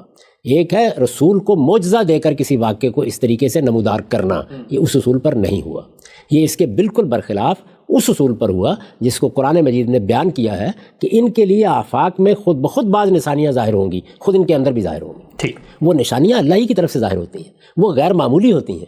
یعنی بدلیوں کا سایہ کر دینا، من و سلوہ کا نازل ہو جانا، سیدنا مسیح علیہ السلام کا بن باپ کے پیدا ہو جانا، یہ سب غیر معمولی چیزیں ہیں. لیکن یہ کسی پیغمبر کو دیے ہیں معجزے نہیں ہیں، بلکہ اللہ کی طرف سے واقع ہونے والی چیزیں ہیں جو غیر معمولی بھی ہیں اور جو عام قانون سے ہٹ کر بھی ہیں، آپ کہنا چاہیں تو خرق عادت بھی. ٹھیک. ہم سب یہ بتائیے گا، آپ نے بڑی تفصیل سے بتایا کہ اللہ تعالیٰ کی جو سنت ہے، اسکیم ہے، اس میں کیسے وہ لوگوں کو نشانیاں دکھاتے ہیں. اس میں اس معاملے کی جو آپ نے نسبت ہے وہ اللہ کی طرف موڑ دی ہے. سوال میرا آپ سے یہ ہے، آپ ہمیشہ اصرار کرتے ہیں زبان کے بارے میں، قرآن کا لفظ، جملے کی تالیف اور سیاق. یہ جو قرآن کی آیت ہے جس میں اس واقعے کو ریفر کیا گیا ہے، کیا اس کے اندر کہیں اس بات کی نفی کی گئی ہے کہ یہ واقعہ رسول اللہ سے نہیں ہوا بلکہ اللہ تعالیٰ سے ہوا ہے، یا اللہ تعالیٰ سے اس کا صدور ہوا ہے؟ اس کی کوئی لفظ میں صریح دلیل موجود ہے؟ نہ اس کی ہے نہ اس کی. وہاں تو صرف اتنی بات کہی گئی ہے کہ یہ واقعہ ہوا ہے، یعنی چاند پھٹ گیا. یہ اس بات کی دلیل ہے کہ قیامت قریب آ لگی ہے، اور یہ لوگ کوئی نشانی بھی دیکھ لیں تو یہی کہہ دیتے ہیں کہ یہ تو ایک جادو ہے جو ہم پر کر دیا گیا ہے. بس اتنی بات بیان ہوئی، اس سے زیادہ کوئی بات نہیں بیان ہوئی. میں نے آپ کے سامنے سب روایات رکھ دیں، ان میں بھی یہی بات بیان ہوئی. اب سوال یہ پیدا ہوتا ہے کہ قرآن یا حدیثیں اس واقعے کو کس حیثیت سے پیش کر رہی ہیں؟ اللہ تعالیٰ کی طرف سے نمودار ہونے والی ایک غیر معمولی نشانی کے طور پر پیش کر رہی ہیں، یا رسالت مآب صلی اللہ علیہ وسلم کے ہاتھ پر صادر ہونے والے ایک معجزے کے طور پر پیش کر رہی ہیں؟ تو میں نے آپ سے عرض کیا ہے کہ میں اس میں متفرد نہیں ہوں. محقق علماء میں سے بہت سے لوگوں کی یہ رائے ہے، اور ہمارے زمانے کے ان 2 جلیل القدر اہل علم نے یہی بات بیان کی ہے. تو ہم ان کے دلائل کو دیکھتے ہیں، تجزیہ کریں گے نا، وہ یہ بتائیں گے کہ یہ کیا چیز ہے، ان کو ہم دیکھتے ہیں، اس سے خود بخود واضح ہو جائے گا کہ وہ کس استدلال کی بنیاد پر یہ بات کر رہے ہیں. میں چونکہ منفرد نہیں ہوں تو اس وجہ سے میں انہی کا استدلال آپ کے سامنے پیش کر دیتا ہوں. اس سے پہلے کہ ہم اصل واقعے کی طرف جائیں اور اس استدلال کو دیکھیں، ایک اور چیز کی وضاحت کر دوں. وہ یہ کہ ہمارے ہاں جس طرح سے بعض محققین نے یہ رائے قائم کی، اسی طرح بعض لوگوں نے یہ خیال کیا کہ یہ ماضی کے سیغے میں قیامت کے قریب جب چاند پھٹ جائے گا اس کا ذکر ہوا ہے. تو بعض لوگوں کی یہ رائے بھی ہوئی، گویا یہ واقعہ رسالت مآب صلی اللہ علیہ وسلم کے زمانے میں نہیں ہوا جیسے کہ حدیثوں میں آیا، جیسے کہ قرآن بیان کرتا ہے بظاہر، بلکہ یہ واقعہ قیامت کے قریب ہوگا، اور اس وقت کو بتایا گیا ہے کہ جب زمین و آسمان درم برم ہونے والے ہیں. تو یہ ضروری ہے کہ پہلے یہ بتایا جائے کہ یہ دونوں جلیل القدر علماء کیا کہتے ہیں اس کے بارے میں. یعنی ظاہر ہے کہ یہ بھی ایک تعویل ہے، یہ بھی ایک نقطہ نظر ہے. بعض لوگوں نے یہ رائے قائم کی ہے، اس میں کوئی شبہ نہیں کہ قیامت کے قریب ہونے والے بعض واقعات کو ماضی کے سیغے میں ایسے ہی بیان کیا جاتا ہے. اچھا، اس پر مولانا سید اللہ صاحب مودودی تبصرہ کرتے ہیں. پہلے اس کو دیکھ لیں. بعض لوگوں نے اس فکرے کا مطلب یہ لیا ہے کہ چاند پھٹ جائے گا، یعنی یہ نہیں کہ چاند پھٹ گیا، بلکہ ماضی کے سیغے میں مستقبل کے واقعے کو بیان کیا گیا. بعض لوگوں نے اس فکرے کا مطلب یہ لیا ہے کہ چاند پھٹ جائے گا، لیکن عربی زبان کے لحاظ سے چاہے یہ مطلب لینا ممکن ہو، یعنی ایسا ہوتا ہے، عربی زبان میں بھی ہوتا ہے، ہماری اردو میں بھی ہوتا ہے کہ ہم مستقبل کے کسی واقعے کو ماضی کے اسلوب میں بیان کرتے ہیں، اور پیش نظر یہ ہوتا ہے کہ گویا وہ تو ہو چکا، یعنی اذا زلزلت الارض زلزالها میں جیسے ہوا. وہاں تو خیر اذا ہے، وہ ظاہر ہے مستقبلی کا بیان ہے، لیکن قرآن مجید میں اور بھی بہت سے مقامات ہیں جن میں ماضی کا صیغہ استعمال ہوا ہے. تو سب سے پہلے وہ یہ کہتے ہیں لیکن عربی زبان کے لحاظ سے چاہے یہ مطلب لینا ممکن ہو، عبارت کا سیاق و سباق اس معنی کو قبول کرنے سے صاف انکار کرتا ہے. ٹھیک. اب یہ دیکھیے کیا صحیح اصول ہے جس کے اوپر وہ آگے بڑھے ہیں. پہلی چیز یہ ہے کہ کیا یہ ترجمہ کرنا ممکن ہے؟ انہوں نے کہا کہ ہاں ممکن ہے. یعنی دو احتمالات ہوتے ہیں، تین بھی ہوتے ہیں، ایک لفظ کے چار معنی ہیں، ایک اسلوب تین پہلوؤں سے آ جاتا ہے، یہ ممکن ہے. لیکن سیاق و سباق فیصلہ کرے گا نا. جب دو امکانات پیدا ہو گئے، یعنی ماضی کے سیغے میں ماضی کا واقعہ بیان ہوا ہے، ماضی کے سیغے میں مستقبل کا واقعہ بیان ہوا ہے، دو احتمالات پیدا ہو گئے، قرآن قطعی الدلالہ ہے. اگر جملہ فیصلہ نہیں کر سکا تو سیاق و سباق کرے گا. عبارت کا سیاق و سباق اس معنی کو قبول کرنے سے صاف انکار کرتا ہے. اول تو یہ مطلب لینے سے پہلا فکرہ ہی بے معنی ہو جاتا ہے. کہ دیکھیے وہ تحلیل کر رہے ہیں. اول تو یہ مطلب لینے سے پہلا فکرہ ہی بے معنی ہو جاتا ہے. چاند اگر اس کلام کے نزول کے وقت پھٹا نہیں تھا بلکہ وہ آئندہ کبھی پھٹنے والا ہے تو اس کی بنا پر یہ کہنا بالکل محمل بات ہے کہ قیامت کی گھڑی قریب آ گئی. کیونکہ کوئی علامت ظاہر ہی نہیں ہوئی تو کس سے آپ ریفر کر رہے ہیں؟ یعنی آپ کس بنیاد پر یہ بات کہہ رہے ہیں؟ آخر مستقبل میں پیش آنے والا کوئی واقعہ اس کے قرب کی یعنی قیامت کے قرب کی علامت کیسے قرار پا سکتا ہے کہ اسے شہادت کے طور پر پیش کرنا ایک معقول طرز استدلال ہو. دوسرے، یہ مطلب لینے کے بعد جب ہم آگے کی عبارت پڑھتے ہیں تو محسوس ہوتا ہے کہ وہ اس کے ساتھ کوئی مناسبت نہیں رکھتی. آگے کی عبارت صاف بتا رہی ہے کہ لوگوں نے اس وقت کوئی نشانی دیکھی تھی جو امکان قیامت کی صریح علامت تھی، مگر انہوں نے اسے جادو کا کرشمہ قرار دے کر جھٹلا دیا اور اپنے اس خیال پر جمے رہے کہ قیامت کا آنا ممکن نہیں ہے. اس سیاق و سباق میں ان شکل قمر کے الفاظ اسی صورت میں ٹھیک بیٹھ سکتے ہیں جب کہ ان کا مطلب چاند پھٹ گیا ہو. چاند پھٹ جائے گا کہ معنی میں ان کو لے لیا جائے تو بات کی ساری عبارت بے جوڑ ہو جاتی ہے.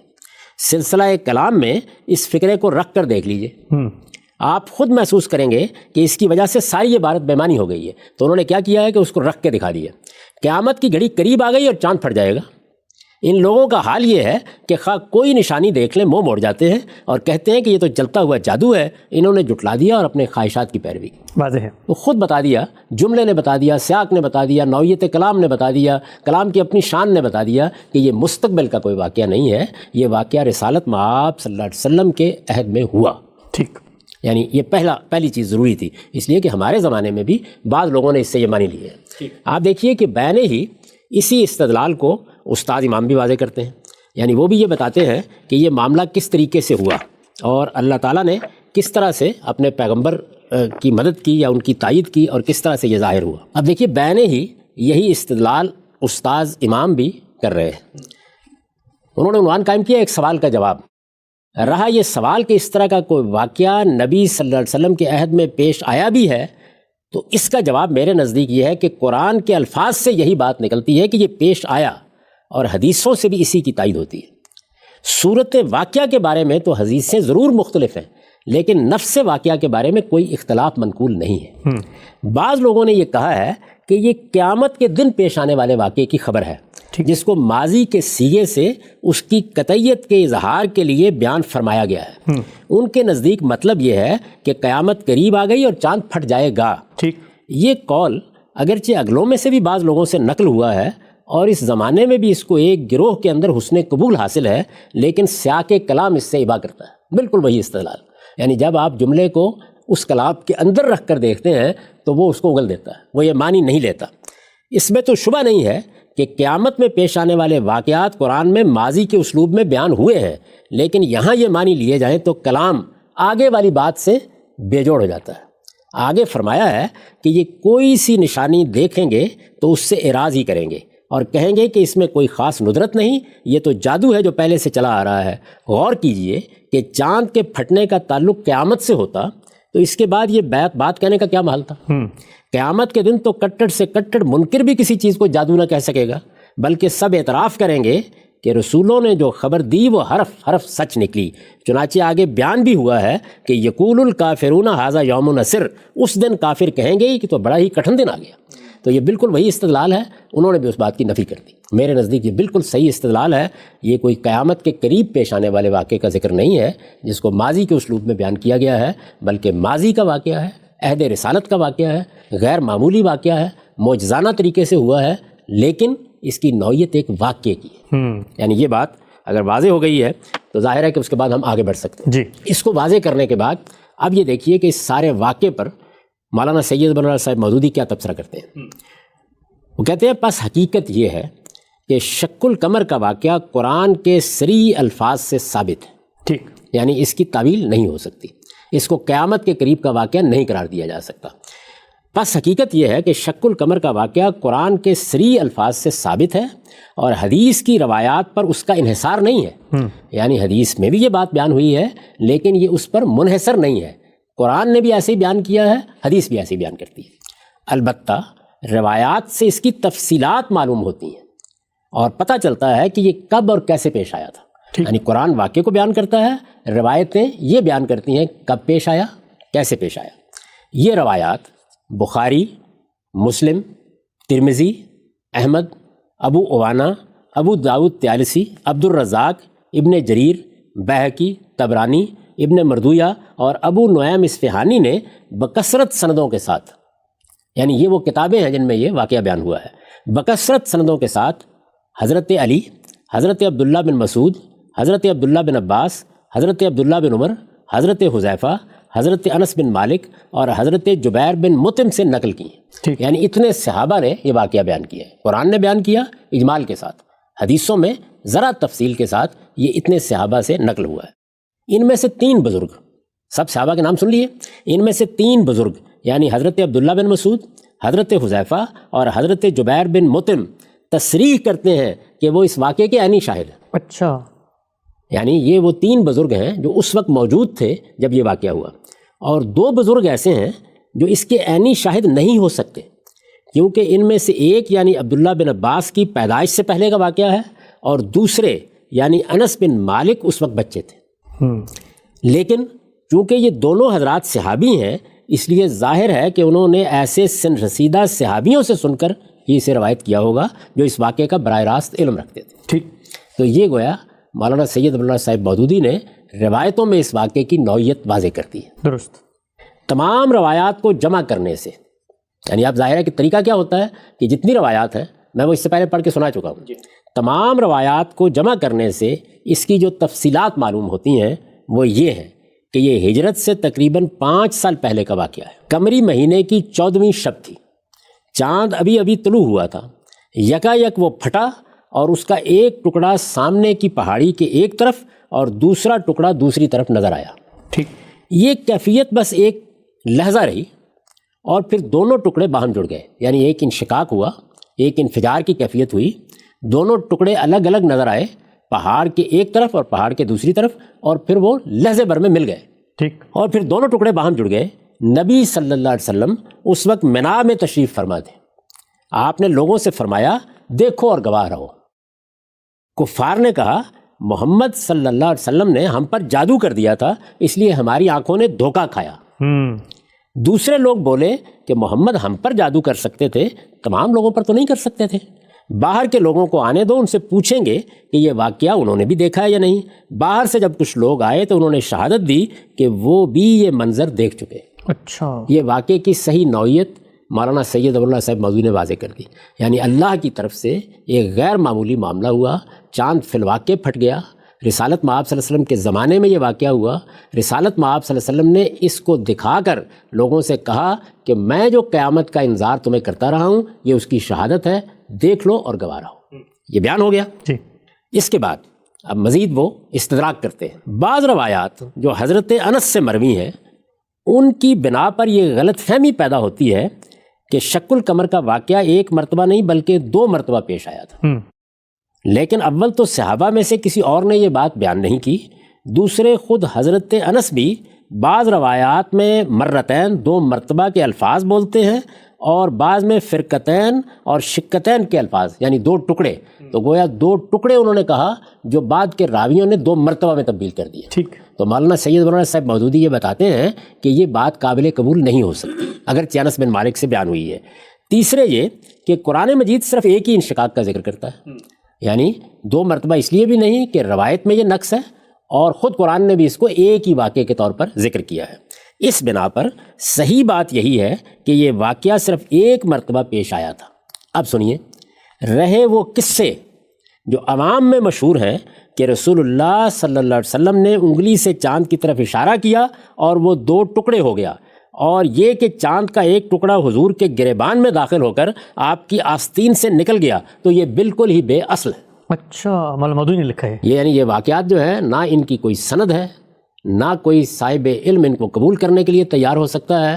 عام طور پر واعظ حضرات اس طرح کی چیزیں بیان کر دیتے ہیں۔ تو یہ انہوں نے بتا دیا کہ جو واقعہ بیان ہوا ہے وہ بس اتنا ہی ہے جتنا اوپر ہم وضاحت سے بتا چکے ہیں۔ ٹھیک، یہاں یہ سوال پیدا ہوتا ہے کہ اس واقعے کی حقیقی نوعیت کیا تھی، یعنی وہی سوال انہوں نے سامنے رکھ دیا، کیا یہ ایک معجزہ تھا جو کفار مکہ کے مطالبے پر رسول اللہ صلی اللہ علیہ وسلم نے اپنی رسالت کے ثبوت میں دکھایا تھا، یا یہ ایک حادثہ تھا جو اللہ تعالیٰ کی قدرت سے چاند میں پیش آیا اور رسول اللہ صلی اللہ علیہ وسلم نے لوگوں کو اس کی طرف توجہ صرف اس غرض کے لیے دلائی کہ یہ امکان قیامت اور قرب قیامت کی ایک نشانی ہے۔ وہی بحث جو ہم نے کی، جی، یعنی یہ اس پہلو سے آیت تھا کہ ایک حادثہ ہوا چاند پر اور اللہ تعالیٰ نے اسے رسالت مآب صلی اللہ علیہ وسلم کے زمانے میں استدلال کے طور پر پیش کر دیا۔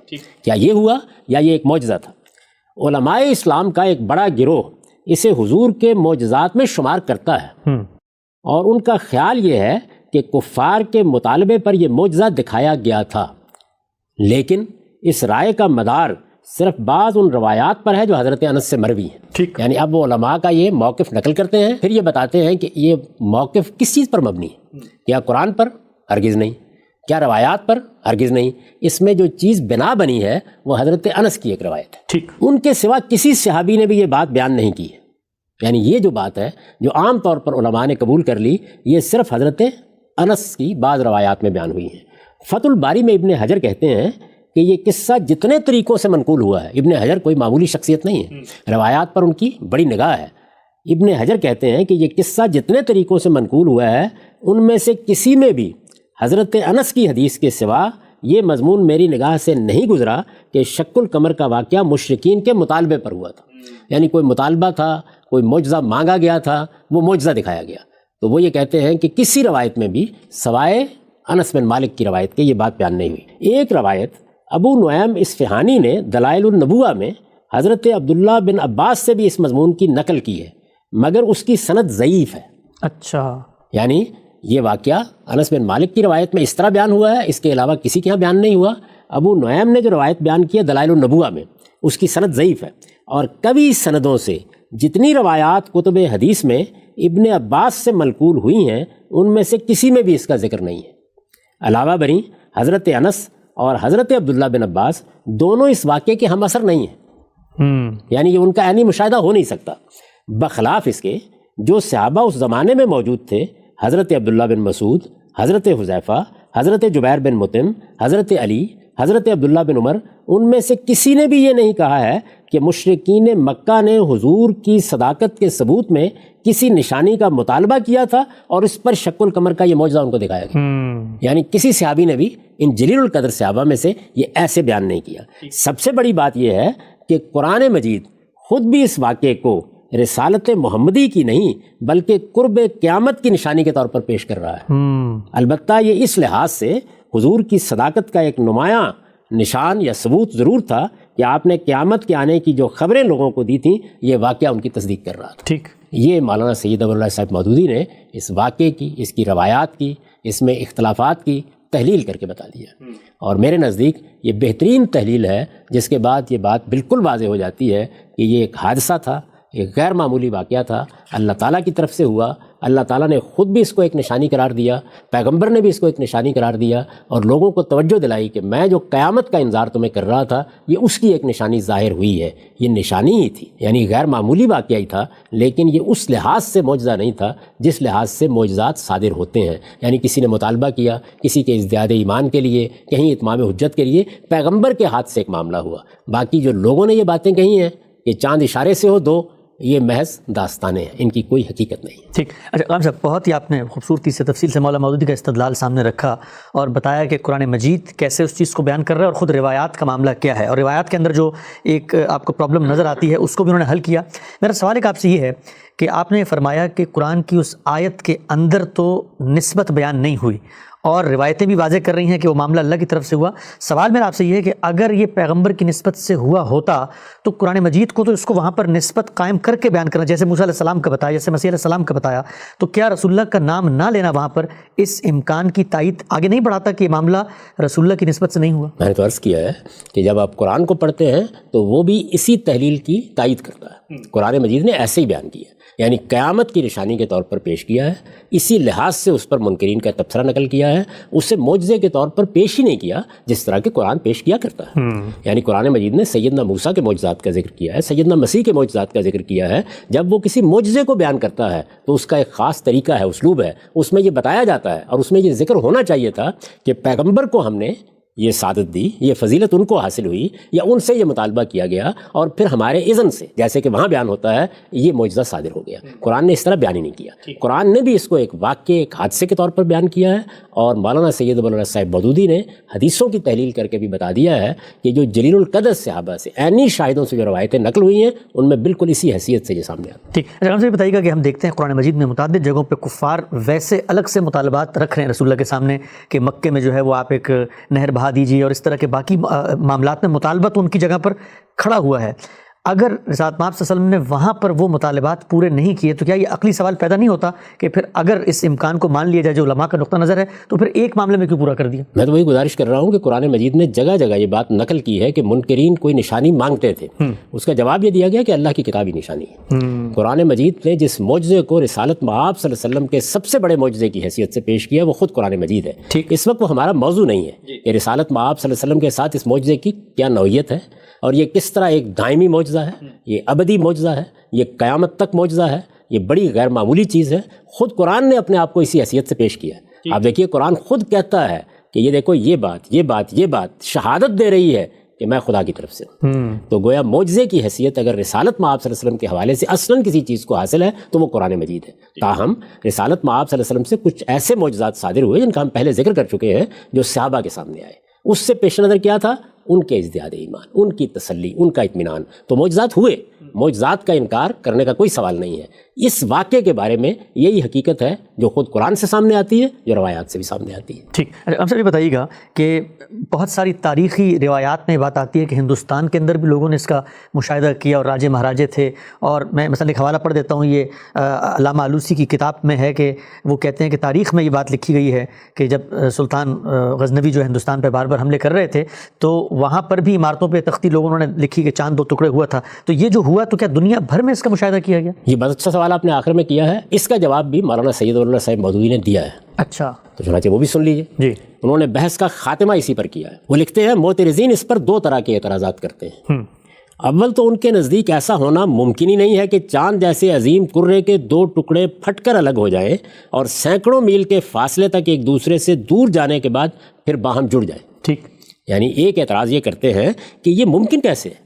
چاند ایک بڑا عظیم کرہ ہے، وہ 2 ٹکڑے ہو گیا، وہ پھٹ گیا اور پھر سینکڑوں میل کے فاصلے تک وہ ایک دوسرے سے دور گئے پھر باہم جڑ گئے. دوسرے، یعنی یہ ایک اعتراض ہے. دوسرے وہ کہتے ہیں کہ اگر ایسا ہوا ہوتا تو یہ واقعہ دنیا بھر میں مشہور ہو جاتا، تاریخوں میں اس کا ذکر آتا اور علم نجوم کی کتابوں میں اسے بیان کیا جاتا. لیکن در حقیقت یہ دونوں اعتراضات بے وزن ہیں. اب وہ ان کا جواب دے رہے ہیں. لیکن در حقیقت یہ دونوں اعتراضات بے وزن ہیں جہاں تک اس کے امکان کی بحث ہے. یعنی یہ ممکن کیسے ہوا، یہ کیسے ممکن ہے کہ ایک اتنا بڑا کرہ پھٹ جائے اور اس کے دونوں ٹکڑے نظر آئیں اور پھر وہ مل جائیں. لیکن در حقیقت یہ دونوں اعتراضات بے وزن ہیں جہاں تک اس کے امکان کی بحث ہے. قدیم زمانے میں تو شاید وہ چل بھی سکتی تھی، لیکن موجودہ دور میں سیاروں کی ساخت کے متعلق انسان کو جو معلومات حاصل ہوئی ہیں ان کی بنا پر یہ بات بالکل ممکن ہے کہ ایک کرہ اپنے اندر کی آتش فشانی کے باعث پھٹ جائے اور اس زبردست انفجار سے اس کے 2 ٹکڑے دور تک چلے جائیں اور پھر اپنے مرکز کی مقناطیسی قوت کے سبب سے وہ ایک دوسرے کے ساتھ آ ملے. رہا دوسرا اعتراض تو وہ اس لیے بے وزن ہے کہ یہ واقعہ اچانک بس ایک لحظے کے لیے پیش آیا تھا. ضروری نہیں تھا کہ اس خاص لمحے میں دنیا بھر کی نگاہیں چاند کی طرف لگی ہوئی. ٹھیک. اس سے کوئی دھماکہ نہیں ہوا تھا کہ لوگوں کی توجہ اس کی طرف منعطف ہوتی. پہلے سے کوئی اطلاع اس کی نہ تھی کہ لوگ اس کے منتظر ہو کر آسمان کی طرف دیکھ رہے ہوتے کہ آج چاند گرہن ہونا ہے، آج سورج گرہن ہونا ہے. پوری روئے زمین پر اسے دیکھا بھی نہیں جا سکتا تھا.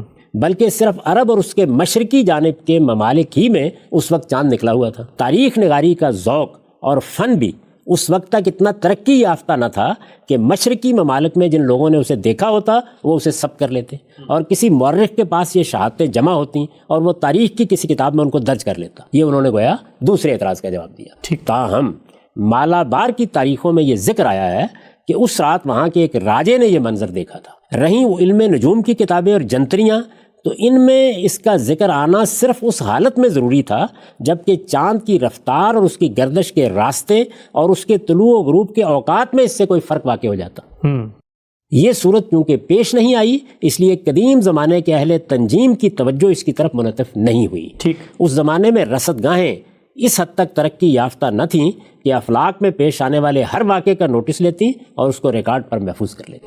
تو یہ انہوں نے جواب دے دیا۔ میرے نزدیک یہ جواب بالکل صحیح ہے، بالکل معقول ہے، اور ہر آدمی جو صفائی قلب کے ساتھ دیانتداری سے کسی چیز کو سمجھنا چاہتا ہے وہ ان دلائل کی روشنی میں واقعے کی اصل نوعیت کو جان سکتا ہے۔ ٹھیک، آخری سوال غانم صاحب، اس سوال یہ ہے کہ ہم یہ دیکھتے ہیں علماء کے نقطہ نظر سے جو آپ کا اختلاف ہے اس کے دلائل تو آپ نے واضح کیے، جدید پڑھا لکھا ذہن آج کے دور میں بہت سارے مذہبی تصورات قرآن مجید کے دعووں کے اوپر اعتراض کرتے ہیں، ان کی جو بنائے استدلال ہے وہ یہ ہے کہ کوئی ایسا سائنٹیفک ایویڈنس نہیں ہے۔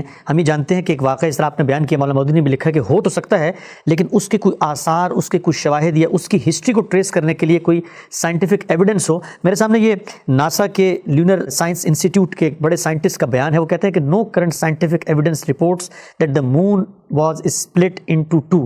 اسی طریقے سے بہت سارے جو ملحدین ہیں یا مذہب پر اعتراض کرتے ہیں وہ کہتے ہیں کہ 6000 سال کی تاریخ اس واقعے سے خالی ہے کہ چاند کبھی دنیا میں ٹوٹا بھی تھا۔ یہی بات یہ ہے کہ اس کا جواب تو دے دیا نا مولانا سید الرحمن صاحب بوزوی نے۔ واقعہ کس طرح پیش آیا، ایک لحظے کے لیے پیش آیا، اللہ کی ایک نشانی نمودار ہوئی، یہ باتیں تو سب کی سب انہوں نے واضح کر دی ہیں۔ اب رہ گئی یہ بات کہ سائنسی طور پر اس کا ثبوت مل جائے تو انتظار کیجیے، اگر کوئی آثار وہاں باقی رہے ہوں گے تو ضرور مل جائیں گے۔ آپ کو معلوم ہے کہ جب 1935 کا زلزلہ آیا تو جگہ جگہ سے کوئٹہ میں زمین پھٹ گئی تھی جی، لیکن کیا اب اس کے آثار کی آپ اس وقت تحقیق کریں گے تو معلومات ہو جائیں گی؟ بعض چیزوں کی ہو سکتا ہے کہ ہو جائے، تو اس وجہ سے اس کا انتظار کیجیے۔ اور مولانا امین احسن اصلاحی نے، استاد امام نے جو کچھ اس پر لکھا ہے وہ بھی سن لیجیے۔ جی، یہ شبہ صحیح نہیں ہے کہ اس طرح کا کوئی واقعہ پیش آیا ہوتا تو دوسری قوموں کی تاریخ میں بھی اس کا ذکر ہوتا۔ ہماری زمین اور دوسرے کروں میں اس طرح کی شکست و ریخت اور ان کے ٹکڑوں کے درمیان انفصال و اتصال کے کتنے واقعات ہیں جو آئے دن ہوتے رہتے ہیں، لیکن پہلے زمانے میں ان کے مشاہدہ ایک خاص دائرہ کار ہی کے اندر محدود رہتا تھا۔ ہمارے زمانے میں اس طرح کے تغیرات کی تحقیق کے لیے بین الاقوامی ادارے اور رصد گاہیں وجود میں آ گئی ہیں۔ اس وجہ سے کوئی واقعہ ظہور میں آتا ہے تو اس کی تحقیق کے لیے فوراً ساری دنیا کے تحقیقاتی ادارے بھاگ دوڑ شروع کر دیتے ہیں۔ یہ اصل میں جو لوگ اعتراضات کرتے ہیں وہ اس سے اسیر ہیں، وہ موجودہ زمانے کو ماضی میں داخل کر دیتے ہیں۔ ان کا خیال ہے کہ جس طرح اس وقت ہر چیز نوٹس میں آ جاتی ہے اس وقت بھی آ جاتی تھی، اور برق کی رفتار سے اس کی اطلاع دنیا کے گوشے گوشے میں پہنچ جاتی ہے۔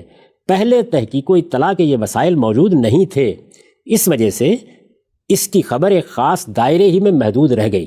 یعنی خبر تو موجود ہے، تاریخ میں موجود ہے، یہ جو میں نے آپ کے سامنے روایات پڑھی ہیں تاریخی روایات ہی ہیں، تاریخی ریکارڈ ہے، خبر موجود ہے۔ پہلے تحقیق و اطلاع کے یہ وسائل موجود نہیں تھے، اس وجہ سے اس کی خبر ایک خاص دائرے ہی میں محدود رہ گئی، لیکن یہ دائرہ یعنی یہ کون لوگ یہ خبر دے رہے ہیں، لیکن یہ دائرہ نہایت ثقہ لوگوں کا ہے۔ صحابہ کرام میں بہت جلیل القدر لوگ اس کو اپنے ایک عینی مشاہدے کے طور پر پیش کر رہے ہیں۔ اس وجہ سے نفس واقعہ کی تکذیب کی کوئی وجہ نہیں ہے، یعنی یہ بالکل غیر معقول بات ہوگی کہ اس طرح کے شبہات کی بنیاد پر اس کا انکار کیا جائے۔ ہو سکتا ہے کہ کل کو سائنسدانوں کے لیے چاند کی تحقیق کی وسیع راہیں کھل جائیں اور علمی تحقیقات سے ثابت ہو جائے کہ چاند کا فلاں حصہ فلاں حصے سے مربوط تھا، لیکن اتنے 100 سال پہلے وہ الگ ہو کر فلاں حصے سے جا ملا۔ اس طرح کے کتنے انکشافات ہیں جو ہمارے کرۂ زمین سے متعلق آج ہمارے سامنے آ رہے ہیں اور لوگ ان کو باور کر رہے ہیں۔ یعنی آج لوگوں کو بتایا جاتا ہے کہ یہ بر اعظم ملے ہوئے تھے کبھی، آج لوگوں کو بتایا جاتا ہے کہ لوگ اس وقت برف کے پل سے آسٹریلیا تک پیدل جا سکتے تھے، بتایا جاتا ہے نا۔ یہ سب ماضی کے واقعات ہیں جن کی ہم نے تحقیق کر لی ہے، یہ آج نہیں دکھائے جا سکتے، اور لوگ ان کو باور کر رہے ہیں۔ تو آخر چاند سے متعلق قرآن کی اس خبر پر تعجب کی کیا وجہ ہے؟ سائنس نے اگر ابھی اس کی تصدیق نہیں کی ہے تو یہ سائنس کی نارسائی کی دلیل ہے انتظار اور صبر کیجئے، شاید مستقبل میں وہ بھی اس کے اعتکاف پر مجبور ہو جائے۔ اور آگے آیت نقل کی ہے، وَإِن يَرَوْا آیَةً يُعْرِضُوا وَيَقُولُوا سِحْرٌ مُسْتَمِرٌ، اور یہ کوئی سی بھی نشانی دیکھیں گے تو اس سے اعراض ہی کریں گے اور کہیں گے کہ یہ تو جادو ہے جو پہلے سے چلا۔ سبحان اللہ، آپ سب بہت ہی خوب، بہت ہی احسن انداز میں دونوں جو بزرگ ہیں ہمارے، اور بلکہ میں آخر میں یہ بھی چاہوں گا کہ اس پر بھی آپ ایک کمنٹ کیجئے کہ آپ کے نزدیک کوئی مختلف الخیال بزرگ ہو یا کوئی آپ کی مکتب فکر کا آدمی ہو، اگر اس کا استدلال آپ کو اپیل کرتا ہے تو اس کو اپنانے میں، اس کو پیش کرنے میں، اس کو اپنا استدلال سمجھنے میں ہمیں کوئی آر محسوس نہیں کرنی چاہیے، ایسے ہی یہی علمی طریقہ ہے۔ یعنی آج پہلے دن ہم دین پر غور کرنے کے لیے بیٹھے ہیں، 14 صدیوں کی تاریخ ہے، جلیل القدر اہل علم نے قرآن پر قائم کیا ہے، حدیثوں پر کام کیا ہے، ہم سب ان کے کام کے مرہون منت ہیں۔ تو ہم کیا کرتے ہیں، یعنی میرا طریقہ کیا ہے کہ جب میرے سامنے کوئی مسئلہ آئے گا تو میں یہ دیکھوں گا کہ اہل علم نے اس کو کیسے بیان کیا، کس طرح دیکھا، پھر ظاہر ہے کہ جب ان کی آراء سامنے آئیں گی تو ان کے استدلال کی تحقیق کروں گا۔ اس استدلال کی تحقیق کے نتیجے میں بعض موقعوں کے اوپر بعض بزرگوں سے اختلاف ہو جاتا ہے اور بعض سے اتفاق ہوتا ہے، اور کبھی ایسا بھی ہو جاتا ہے کہ سب سے اختلاف ہو جائے۔ اگر سب سے اختلاف ہے تو پھر میں اپنے دلائل بیان کر دوں گا۔ اس سے پہلے بعض موقعوں کے اوپر میں نے یہ طریقہ اختیار کیا، اگر مجھے اتفاق ہے اور خاص طور پر شیخین سے، یعنی مولانا سید ابواللہ صاحب مودودی سے یا استاد امام سے، تو میں اس کو بیان کر دوں گا، اس لیے کہ یہی وہ بزرگ ہیں جن کی آغوش میں نے تربیت پائی۔ ٹھیک، ہم سب واقع شق القمر علماء کا نقطہ نظر، آپ کا استدلال اور آپ کی تائید یا آپ جن کی تائید میں کھڑے ہوئے ہیں ان کا حوالہ ریفرنس آپ نے بڑی ہی تفصیلی انداز میں ایک ایک سوال، ایک ایک اعتراض، قرآن مجید، روایات کے معاملہ، اس سب پر آپ نے بہت گفتگو کی۔ آخر میں بالکل چاہتا ہوں کہ جو گفتگو سننے والے ہیں، 2 نشستوں میں یہ محیط گفتگو ہے، پوائنٹس کی صورت میں اگر آپ یہ بتا دیں کہ اس واقعے کے بارے میں جو آپ کا نتیجہ ہے، آپ کا استدلال ہے، اس کا خلاصہ کیا ہے؟ یعنی یہ در حقیقت ایک غیر معمولی واقعہ تھا، ایک حادثہ تھا جو ہوا، فی الواقع ہوا، رسالت مآب صلی اللہ علیہ وسلم کے زمانے میں ہوا۔ یہ کوئی معمول کی چیز نہیں تھی کہ چاند گرہن ہو گیا، سورج گرہن ہو گیا، زلزلہ آ گیا۔ یہ غیر معمولی معاملہ تھا۔ میں نے غیر معمولی معاملات کی اس سے پہلے جو صورتیں رہی ہیں ان کا حوالہ دیا۔ سیدنا مسیح کی غیر معمولی پیدائش ہو گئی، بن باپ کے دنیا میں آ گئے، بدلیاں بنی اسرائیل کے اوپر سایہ فگن ہو گئیں، یہ سب چیزیں بیان ہوئیں۔ یہ اسی نوعیت کا ایک غیر معمولی واقعہ تھا جو ہوا، اس سے قرآن نے بھی استدلال کیا، رسالت مآب نے بھی استدلال کیا، لیکن یہ کفار کے مطالبے پر دکھایا جانے والا کوئی معجزہ نہیں تھا۔ اور اس کی جو عام تصویر لوگوں کے ذہن میں ہے کہ ایک اشارہ کیا گیا، چاند ٹوٹ گیا، آستین میں داخل ہوا، نکل گیا، وہ بالکل بے اصل باتیں ہیں، ان کی کوئی بنیاد نہیں ہے۔ ضعیف روایتوں کو چھوڑ کر اگر آپ صحیح اور حسن روایتیں سامنے رکھیں گے اور محدثین کے طریقے کے مطابق ان کا انتخاب کریں گے تو وہی تصویر سامنے آتی ہے جو ان دونوں بزرگوں نے پیش کر دی۔ ہم سب بہت شکریہ آپ کے وقت کا۔ ہم نے بہت تفصیل سے آج اعتراضات کی سیریز کی 39 ایپیسوڈ کے اندر غامدی صاحب سے تمام ان اعتراضات پر گفتگو کی، ان سے تفصیل چاہی۔ انشاءاللہ آئندہ ایک نئے اعتراض کے ساتھ دوبارہ حاضر ہوں گے۔ اب تک آپ کے وقت کا بہت شکریہ۔